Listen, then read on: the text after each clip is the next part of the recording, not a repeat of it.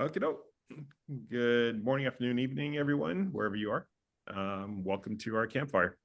And yeah, today might be a little short and sweet, but we'll see if there's any questions, of course. But yeah, I won't do my usual preamble, so I'm going to go ahead and hand it over to you, Tristan. So please go ahead and yeah, take it away. Okay, so for today, I want to show you guys uh well, two things slash three things that we're working on that we will be releasing in the next couple of days. I cannot promise this week. Probably, if it's not this week, it will probably be this next week. So let's just dive in. The best way is to just show you guys what we have been working on. So I'll share my screen in a second. Voila, share. So you all see you're all seeing my screen, I assume. So let me. I think I'm better off creating a new application real quickly. So once this has been created, again, to be absolutely 100% clear, I am showing you this on what is called our development environment. Sometimes the environment is a bit slower than production. What you will see is not in production yet, so you will not be able to use it yet until we release it to production.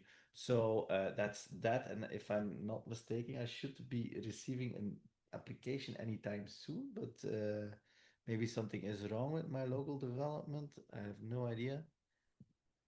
Ah, no, I am in a new application already. So okay, so that's good. So first new feature that is coming up um, is something that we call layouts. Now this is the one feature that I was kind of hesitant to show because it is actually part of another feature that I will show you in a second, or it will become part of another feature that I will show you in a second. So the idea is that you have layouts to choose from. For example, if you want two columns, if you want a page with two columns, you can choose that right here. Or if you want a page with one column on top and three columns in the bottom, you can choose that one as well. So let me just quickly choose one layout uh, for my new template, create my template. And once my template has been created, you will see the result of this. So the result of this is, your template is completely created uh, according to this layout that you have chosen. Now, immediately, I will show you the feature that this thing will become part of, because we started creating these layouts, and then we started creating another feature, and quickly realized that if we just moved layouts to that other feature, it will be much more powerful than it is as I presented to you just now. So the other feature that we are talking about here is blocks. And blocks is really more, you have to interpret blocks as a more a combined version of the elements that are available to you today. So today we have several elements available to you, for example, a stepper, an accordion, vertical list, some form fields. And now we are really combining all these elements into what we call blocks. And these blocks can just be dragged and dropped on your page. Now, layout is exactly the same, because layouts just use a combination of vertical and horizontal lists to make the layout of your page. But blocks goes a little bit further. That's why we want to move layouts to blocks. So a layout will just be a block like any other blocks that I will show you today. Now, how do blocks work? You have the same as you have a screen in your template editor, just like we have with elements. And just like with elements, you have a couple of blocks. You can search blocks, for example, video block. and if you hover over it, you will have a small description of each block, and then you will have a link to the documentation page of those block. Now, if you want to use a block, it's really simple. You actually just drag and drop a block into place wherever you want to place this block, and then this block will be created for you. So this we are still working a little bit on the performance of adding these blocks to the pages, but as you can see, I now have a block in place where I've added it. So there's still some work to be done. That's why I cannot release it today, and I will not release it until all the work is done. But as you can see, I've dragged and dropped the form block here, and you have a form on the page which you can then change according to what you need, or just use as is.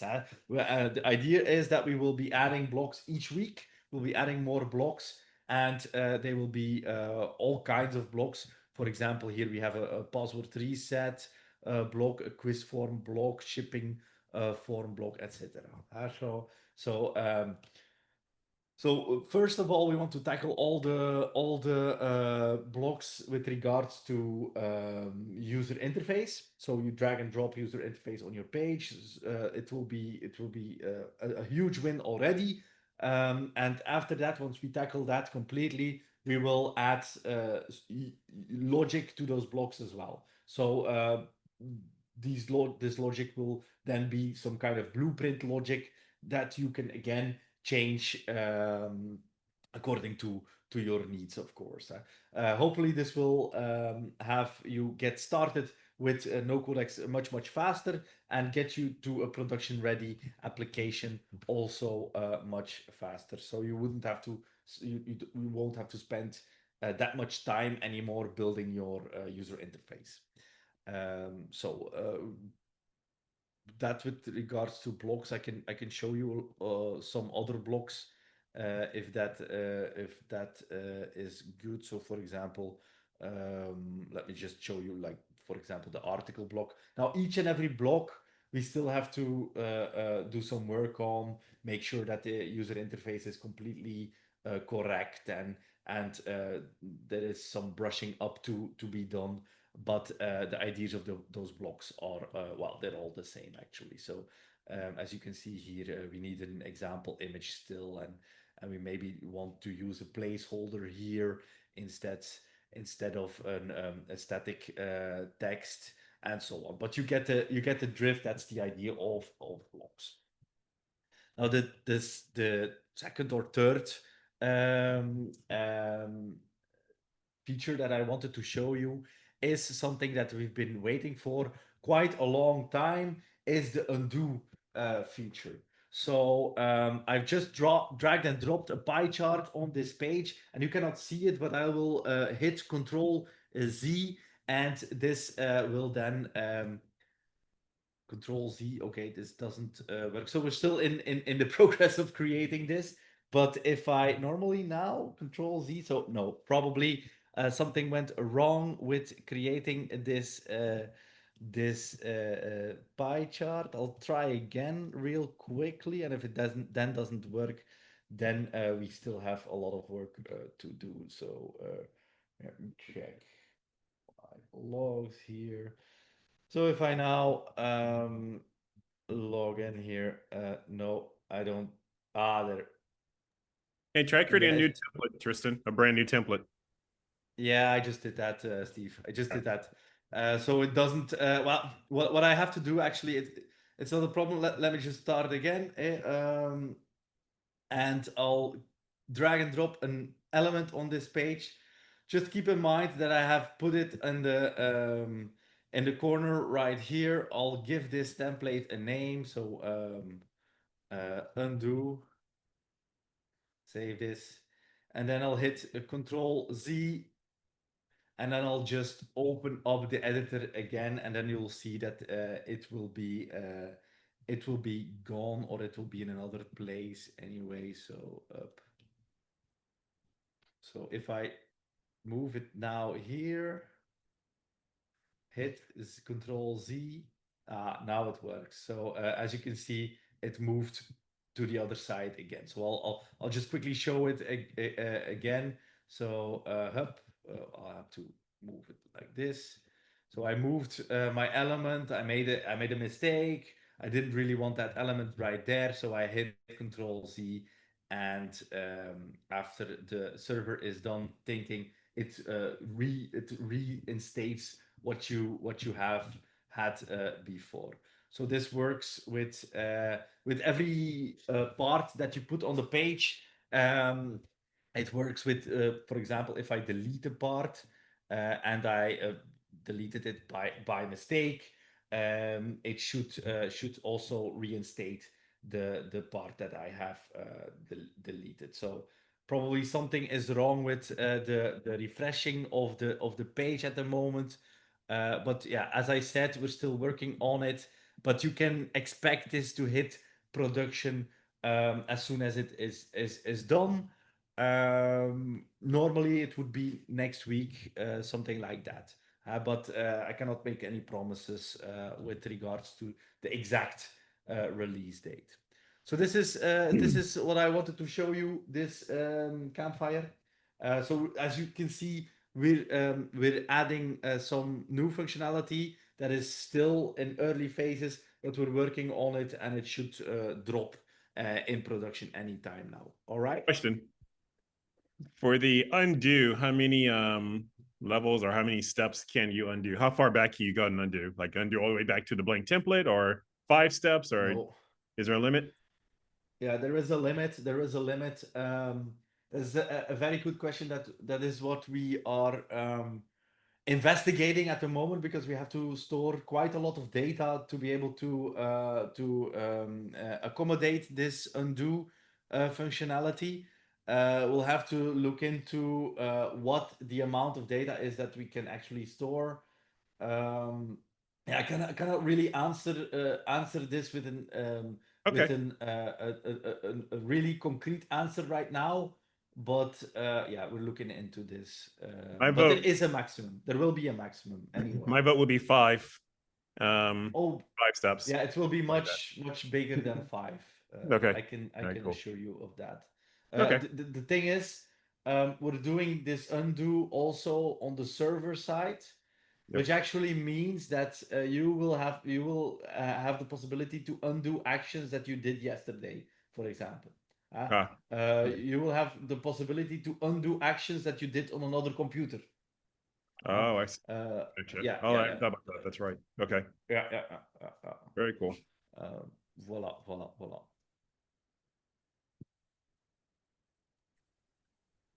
Are All there right. more questions? Anyone have any questions or comments? If Lloyd were here, I think we'd be seeing some clapping hands and celebratory emojis. I know he's Oh, looking for the undo. Yeah, many people are, I think. So yeah.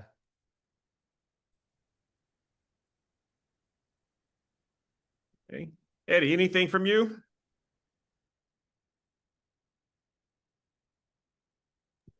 No, I'm still here though, just taking it in. But it looks good. Sounds good. Okay.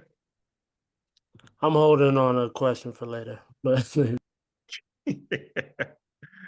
Sneaky question. All right. But I think now is later, because that's all I have to show you guys at the moment, of course. So if anybody has any questions, then you're open. It's open. The floor is yours. Yeah, I have a functionality question, but Eddie, curious to hear about yours first. Go ahead. okay, I just had a question, kind of translating like Airtable fields over to bringing it into like a database here. I was wondering how I would bring like a field type is called function type over. I know we don't have a function type. I didn't know how I would go about that. And it was 3 of them I was looking at. It was function. I didn't know lookup, and then an auto number type field. Okay. Auto number. On what field do you have the auto number? Is it on the identifier? I'm sorry, could you repeat that, Tristan? On what field do you have the auto number in Airtable? Is it on the identifier?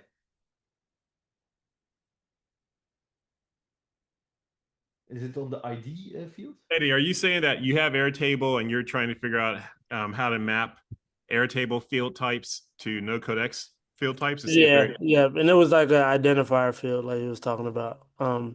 It's like content ID. I would put like C and then ID together to create that. Yeah.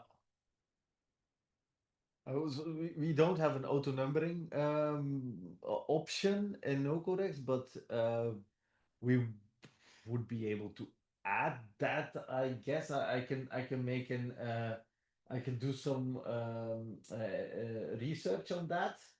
However, if you are talking about the identifier of the actual record that you want to store in the database, then my answer would be that in NoCodex this identifier is solved by generating something that is called UUIDs, which is another approach to auto numbering to make sure that an identifier is unique. It's in fact a little bit of a more secure approach in a sense that you cannot guess a UUID, an auto numbering field. If you use that as an ID, you can guess it.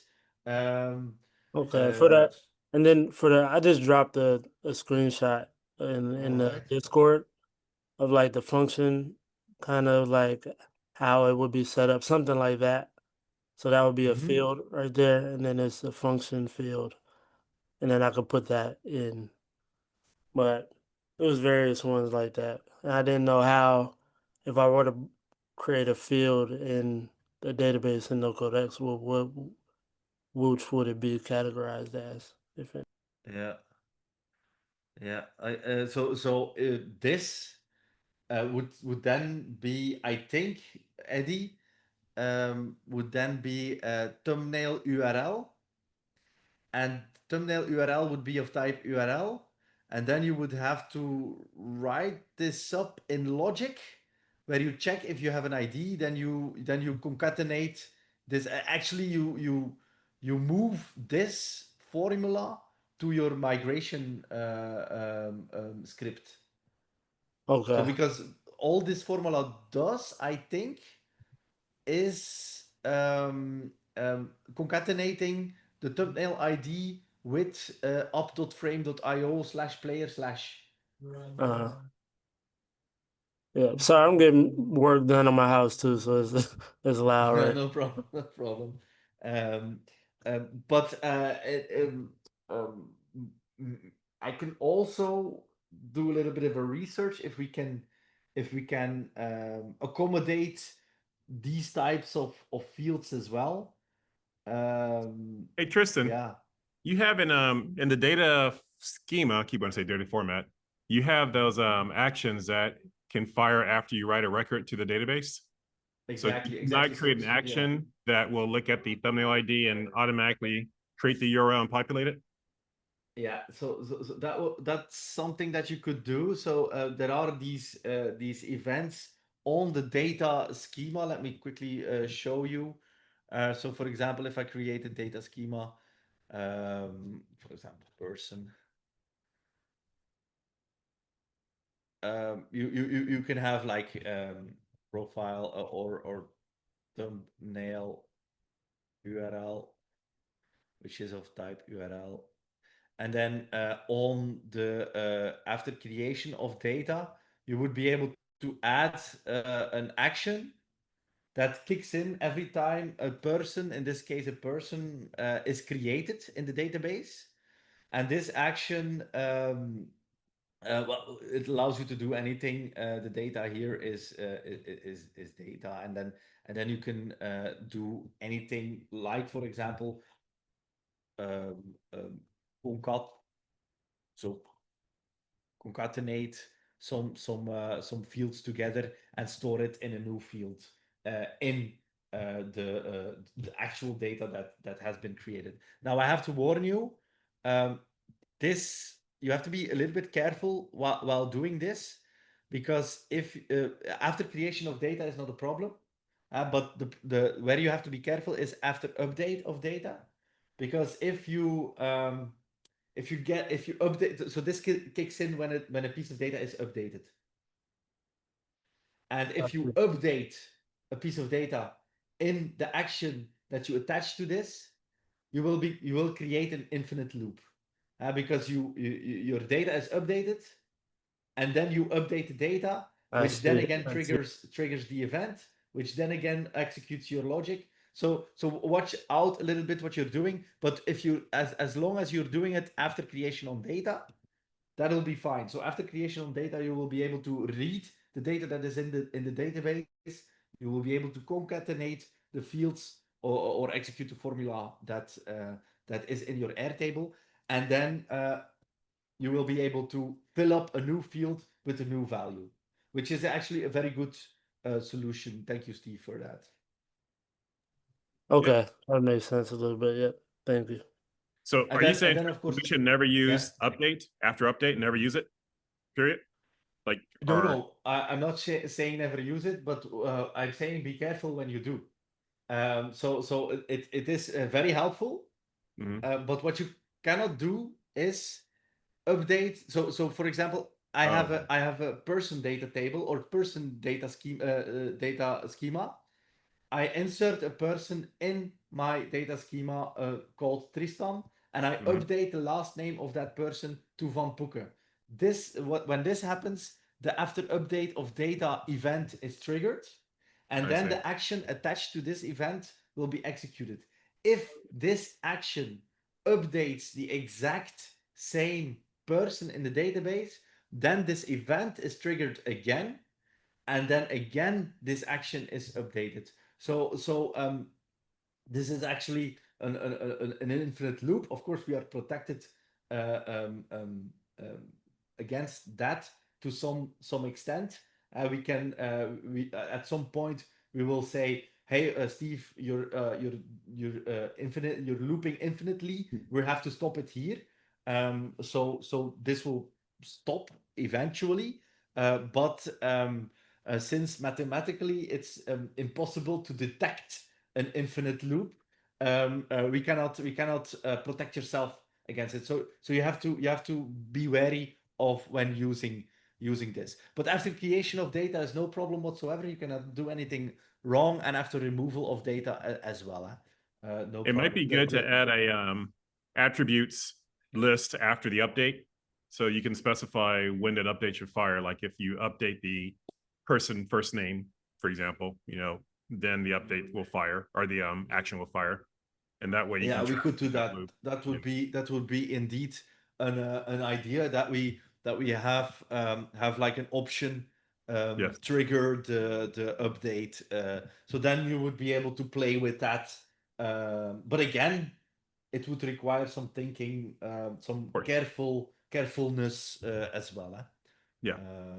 Yep. Yeah.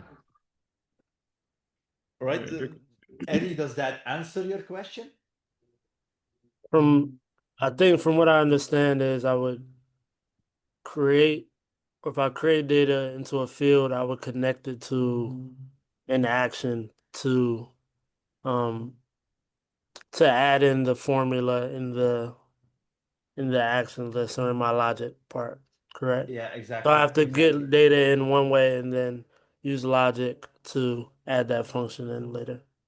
Yeah, and I don't know, you probably have an CSV export from Airtable, so you would be able to upload this data using the CSV, and then again, of course, these events will trigger as well, and your action will be executed, filling up those, for example, thumbnail URL fields. Okay, I forgot about that. I was trying to just do it manually, and then was just thinking about how to map it correctly. But yeah, I could do it that way. Yeah, so I would use these CSV because if you're talking about lots of data, doing it manually would be a little bit too time consuming in some cases. So voila. Okay, thank you. Anyone else have any questions? Or okay, Maciek. We break those infinite loops by counting iterations. Yeah, we actually count the amount of times you go through an action, and once I think the limit is at like 200,000 or something like that. And then 200,000. we say wow. we stop it here because you're having a Stack Overflow issue. So that's I should look up the exact limits, but it's Yeah. pretty high because we want you to be Or- able to do an actual loop that Yeah. or a recursive loop that actually processes a lot of data as well. So that's why we put it pretty high. It is not that much it's not that much as a strain on our servers. It is more of a measure to protect yourself, so you won't get through all of your resources at one single go in NoCode-X. Yeah, and That's 200 more the reason. Yeah. 200,000 may seem like a lot, but it's like well below 1 second usually for a computer to process. Mhm. Jeez. Okay. Well, yeah, I highly recommend adding the attributes as well to reduce the risk of Yeah, some. that's a good idea. We'll have that on the roadmap. Okay. All right. Anyone else? Fuad, welcome. I saw you popped Fuad. in. Any questions or comments from you, Fuad? Yeah, good afternoon, good evening, everyone. Hi, Fuad. Well, since I just joined in, not really. I'm just trying to catch up with what you guys are having on your table right now, and maybe perhaps towards the end. Thank you. Okay, sounds good. Tristan, question for me. Going back to basics, would you remind me how to add a edit button to a data table row? So if I want to have a button on each row where I can edit that record or trigger a, launch a detail edit window for that record, can you remind me how to do that? Yeah. So what you would be having to do, let me quickly create a new data table here. So open create a data table, and that let me make sure that I can make it a little bit broader, 1000 pixels. So what you can do is there is so you can define some columns on a data table, and you have this. So the default of the columns type is text. So then the column will only have some text in it. So let me just, for example, take column 3 action.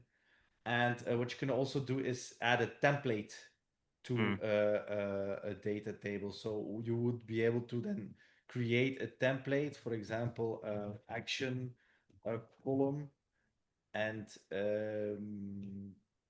let me see here. So then, of course, this would be like a rather small template. So the height would be, for example, 100 by 100. So let me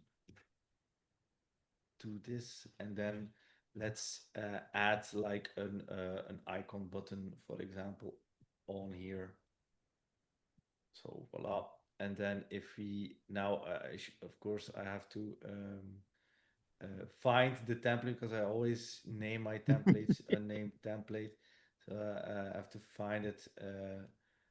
And yeah, now there's a bit of an issue here because we have been working on the template Sure. system to do the undo. issue, but as you can see here, it is actually a template that is in here. So I think if I now open this up, normally it should contain actually the button. So yeah, so let me bust the cache real quickly. Bust the cache. Yeah, I should look into this, but try it this way, and that should normally work because we have these things in production at the moment. As you can see here, Yep. the button pops up. Now this could be due to what we are working on in development Okay. at the moment. So and then you would actually be able to like there it is, action column. Then you would actually be able like to add your on-click action to this icon button code, just like you would any other action. The thing is, you would have template parameters, and I have to look it up. And if it's not in the documentation, I will make sure that it is documented. But I think it should be like row_ID, which will then give you the identifier of this row that you actually are using. And it could be that there is something like row data as well, which would allow you to use the actual data in the record that you're doing something for. Popping up open an ID, an edit screen, or popping open a delete confirmation screen. You will probably need the identifier of that record that you want to delete, or you need the identifier of that record that you want to edit. So this is how you would do it. Another way of doing it would actually be just using the on-click that is in the data table at them already. So which is probably, but most of the time, a data table requires like one thing, and that is getting you from the overview to the detail page of a certain item. So that's probably what you wanted to do anyway, Steve. Yes. So you could use this on-click functionality right here that will execute whenever you click one of the rows. So And if then you wouldn't. Go ahead. Yeah. Go ahead. Then you wouldn't have like an extra column with actions. But this is much simpler to implement as well, because here you have row code, column code, and row data, and this can be used to identify which record then you want to open up the dialog for, or the page that you want. Did those three parameters get automatically added to that populated? Yeah. Oh, because they are because you created this action on an on-click of the data table. Those parameters are automatically added to. I wasn't aware of that. That's what I was missing. Okay. Yeah, and so in all the places in NoCode-X, these kind of parameters are automatically attached. There are some places, like for example, the template that I've shown you earlier is where it's not happening at the moment, but we will be adding this, of course, in the future. Right. Okay, perfect. Thank you so much. So I don't know if you need more actions than only editing. Like, what do you mean? Well, like deleting, you mean, or that kind of thing? Yes, deleting or marking something as changing the status of something. Most of the times, that's why you would need like an action column in a data table. Okay. All right. Yeah, let me play. I didn't realize that those parameters got added to the action automatically. That's what I was missing. Okay. And so I'll play around with that and see what kind of data gets brought across. Okay. Well, so that's very helpful. Because this, if I'm not mistaken, in one of your projects, Steve, you already have an on-click on a data table that does something. So you can use this as an example. Huh? Yeah, perfect. All right. Anything else from anyone else? If not, we can break early, unless Tristan, you have something else you want to run through. All right, going once. What you had a question towards the end, or if not, it's perfectly fine as well, of course. Oh yeah, Fuad, do you have anything? I can have some question. Maybe can you show Tristan some more that blocks and display in browser? That last part I did not understand, Rafal. But I mean, so can you show some more new blocks and sure. and display in browser? Okay. I can show these blocks, but as I mentioned, Rafal, we still have to like go through the user interface of these blocks and clean up. So what you see will probably not be the end result that we will put in production. So as you can see here, this is one of the this is, for example, I think I dropped here the news blogs, breaking news, and read more. And I think I can show it to you, but I have to bust the cache again, like this, and then normally I should be able to see. So as you can see, we still have some work. There is still some work to be done, but I just wanted to show you today the concept of these blocks and how it might help you to create pages much faster without having to know oh, I have to use a vertical list within a horizontal list, within a vertical list, within a news, an image, and so on. So these will get you a head start. Voila. So but I think so, Rafal. I think once we're through brushing up these blocks with regards to user interface, I can like show every campfire a couple of blocks end to end, how they look and what they can be used for. I think it is that would be much more representative of what will be in production. So our plan is also to like every release add a couple of blocks to for you to use within your application. Okay. Voila.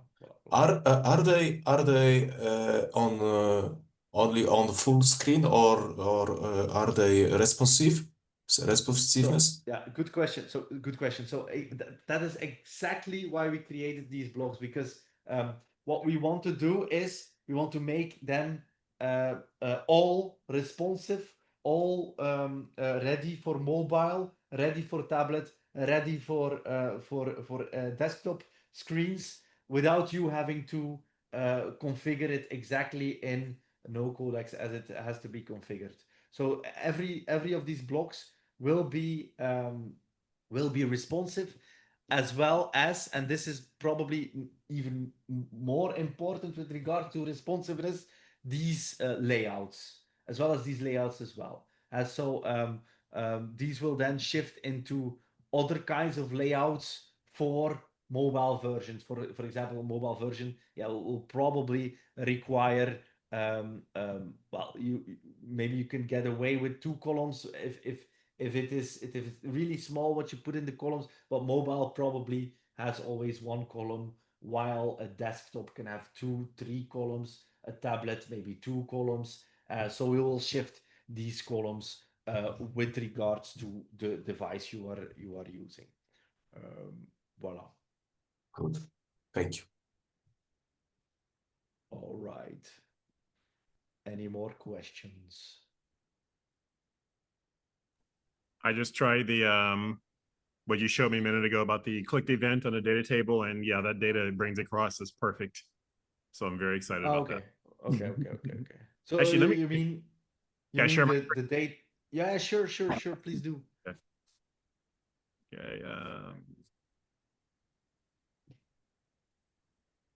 All right, you all should be able to see my screen. If not, up top there's some tabs, so just make sure you're looking at the right tab. So I have this application I created using Rocket Mode. Okay. And That is this very is a flashy. Rocket yeah, Mode exactly.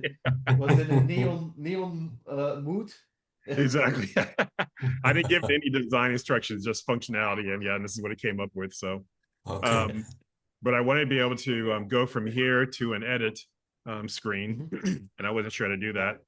And so, what Tristan just shared just now was, you go into that, you add the action click, and which is what this is here, and you see that it added those 3 parameters, which I was not aware of.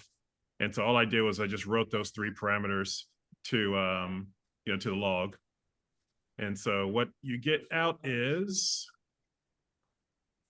right here. So you get row 1, you get the column that was clicked on, email, and then you get the full row data. So row 1, and then what's in row 1 is the first name, last name, and an email address. So given that this is an object, you can then use all your functions to, get access to any of these or map them to a different layout, et cetera. So this is perfect. This is exactly what I needed. So I'm going to use this to open up another modal template window. Sorry for my background noise, but okay. Go on, Tristan, say something. Yeah, because when you're dealing with data from your database, most of the times you want to rely on the identifier of your database to open up the next window, and then you want to fetch the data again because that's a good way of working. So if you just quickly go to the page, the template in NoCode-X that contains the data table, yeah. Maybe I can show you another trick of doing that in a second. So if this data table pops open, if you open up this data table, yeah, you can actually add a column and make it, for example, add a column to this data table and call this column identifier or something like that, and then make it invisible. So nobody wants to see identifiers on screen. So you can make it invisible so it won't appear on screen, but it will appear in the data that you receive when you click the row. So that way you will be able to receive the identifier of the data that is in your database. So you will be able to use this identifier then to fetch some data or to redirect to a detail page. Make sense? You're muted, Steve. So I just need to make sure that I populate that column as well whenever I do my action. Exactly. Oh wait, does it automatically do that, right? When I add objects to the data table. I'll ask about this. Is that right? Excuse me. That other yeah. With the function add objects to the data table. Yes. This automatically fills up your data table, and there you have the option. Well, it always adds an identifier column to your data table, so you're safe if you're using that function.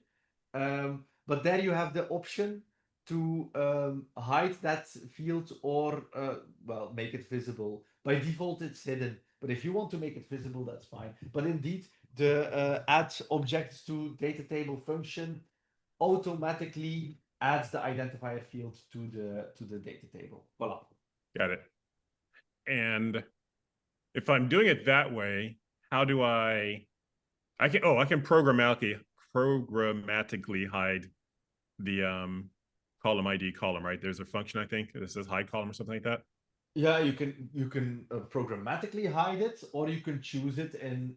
So if you maybe go back to an action or your own click action, you can see an example. So if you just drop add objects to or add object to the data table, something like that. Yeah, add object to data table. If you drop it in here, and then open up the properties of that function. Yes. Now you have this hide the identifier column option at the complete bottom, the bottom of the last property to set.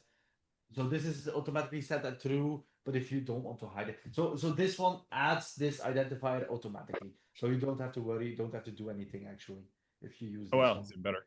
Okay, very cool. And what I wanted to show you earlier is if you are ever on an action that if you're ever on an action and you want to go back to like the template that action is linked to, you can click Yes. on the link icon, yeah, this one, and that will tell you every place this action is called, and then you can click on this to go back to the page. Now we are actually working on something that makes it even easier to go back and forth with the last things that you have opened, because we for those that have been using NoCode-X for a while, you know that we had this top thing going on earlier. We removed the tops, the multiple tops, but we still need something to go back and forth to a page and an action, page, action, page, action, page, action. So we are working on a solution for that. So that is something that we will show in one of the upcoming campfires. Oh god, that's exciting because yeah, I've been using just multiple tabs, which yeah, well, get to be careful. Get to be careful. We're not going back to tabs. We have a better solution for that, and it will be very familiar with regard. Awesome. Well, if you look at other software, it will be very familiar. I see you're a Mac user, so yes. it will be familiar for you. Awesome, awesome. Thank you. We have a question on chat. Yeah, Carpuk says the navigator currently has limited capabilities. Drawing on my experience with comparable platforms, these enhancements are essential. I think these were in the Discord too. Support dragging and dropping elements throughout the entire element hierarchy, so items can be really. Yes. Yep. Okay. Yeah. So that is correct. That's completely correct. So that is something that I want to do. That's on our roadmap to make sure that you will be able to drag and drop it freely within the navigator as well. If there are, I for some reason I cannot see the question in the general chat of Discord. So it's in Zoom. It's in Zoom chat. It's in Zoom. Oh, okay. For drag and drop, okay, let's use the drag elements from the elements directly into the navigator element tree. Okay, that second one is also a very good idea. I think we will add that to the roadmap as well. Okay. Because oftentimes this navigator is complete. What you see is what you get with when you're working with very small elements is not the best way of creating stuff. So a navigator really helps, and these functionalities to the navigator can help as well. Cool. Yeah, I will make a ticket for the second one. I also like this. Thanks so much. Nice. Speaking of tickets, when where are we with in terms of, you know, like if someone support or enters a feedback item, does that automatically get entered to Jira now or support, or like how? Well, it's semi-automatically, because we have to do a manual move in between. But we're checking these feedback things every day, and we're moving them to Jira as soon as we notice them coming in. We still have the same problem with regards to Discord, because many of the features or many of the issues still roll in with Discord. Yeah, we have to will need a manual step anyway. So voila. Well, we need to turn that off, that Discord line off, I think, for support for, as well. I think you need one place for all this stuff to come through. So Yeah. All right. Okay. Anyone else? Thanks for the questions or the comments. Sorry to call you UK Carpook. So thank you very much. Anybody else? Just want to say thanks. Each time I join the campfire, I see progress, leaps and bounds. So just kudos, guys. All the very best. Oh no, thank you. It's this stuff is still way over my pay grade, but I'm definitely appreciating the work that you're putting in. I mean, I'm always learning something, and I'm every day I'm realizing how how the potential this platform has.